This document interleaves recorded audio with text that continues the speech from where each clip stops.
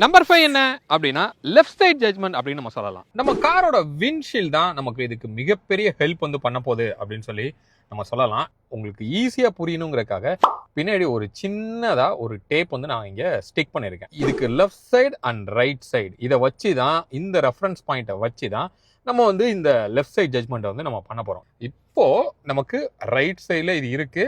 அப்படியே ஸ்ட்ரெயிட்டா வரேன். எனக்கு நல்ல ஒரு கேப் இருக்கு. அப்பயே நம்ம என்ன பண்ணிடணும் அப்படின்னா, இந்த ஸ்டேரிங் வந்து நீங்க ரோல் பண்ண ஆரம்பிக்கணும். இப்போ இந்த டேப் பாருங்க, அந்த காரை விட்டு ரைட் சைடில் வந்துருச்சு. இப்போ எனக்கு இந்த டேப்புக்கு லெஃப்ட் சைடில் அந்த ஆப்ஜெக்ட் வந்து தள்ளிட்டேன். இப்போ நீங்க ஸ்டேரிங் வந்து லைட்டாக ஸ்ட்ரைட் பண்ண ஆரம்பிக்கலாம். அந்த அந்த காரை விட்டு லெஃப்ட் சைடு வந்து எந்த அளவுக்கு நமக்கு தள்ளி வெளியே வந்துட்டு இருக்கோம் அப்படின்னு இந்த டேப்புக்கு லெஃப்ட் சைடில் ஆப்ஜெக்ட் போயிட்டே இருக்கு. நமக்கு இங்கே லெஃப்ட் சைட்லேயும் நீங்கள் பாருங்க, அந்த ஆப்ஜெக்டை விட்டு நம்ம டீவியேட் ஆகி வந்துக்கிட்டே இருக்கும்.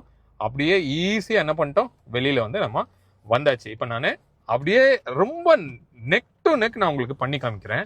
அவ்வளோ க்ளோஸாக கூட நம்மளால் இந்த லெஃப்ட் ஜட்ஜ்மெண்ட்டை ரொம்ப ஈஸியாக பண்ண முடியும். அதை பார்ப்போம். இப்போது நான் என்ன பண்ணுறேன், இப்போ நான் ரோல் பண்ண ஆரம்பிக்கிறேன். ரோல் பண்ண ஆரம்பிச்சிட்டேன். இன்னுமே எனக்கு ரைட் சைடில் இருக்குது. இப்போ தான் லெஃப்ட் சைடுக்கு போக ஆரம்பிக்குது. இவ்வளோ ஷார்ப்பாக இங்கே பாருங்கள், அந்த டேப்புக்கும் அந்த ஆப்ஜெக்ட்டுக்கும் எவ்வளோ கேப் இருக்குது அப்படிங்கிறத நீங்கள் பார்க்குறீங்க. இவ்வளோ ஷார்ப்பாக இருக்கும்போது கூட நான் வந்து அப்படியே க்ளோஸராக இப்படியே போயிட்டே இருக்கேன்.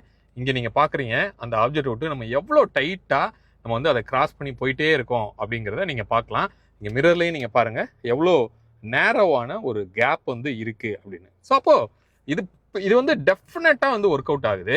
அப்போ இது வந்து எந்த காருக்கு இது பண்ண முடியும், சின்ன காருக்கு தான் பண்ணலாமா, பெரிய காருக்கு தான் பண்ணலாமா அப்படின்னு உங்களுக்கு ஒரு டவுட் இருக்கும். எந்த காருக்கு வேணாலும் இதை நீங்கள் ட்ரை பண்ணி பார்க்கலாம். டெஃபினட்டாக வந்து உங்களுக்கு ஒர்க் அவுட் ஆகும்.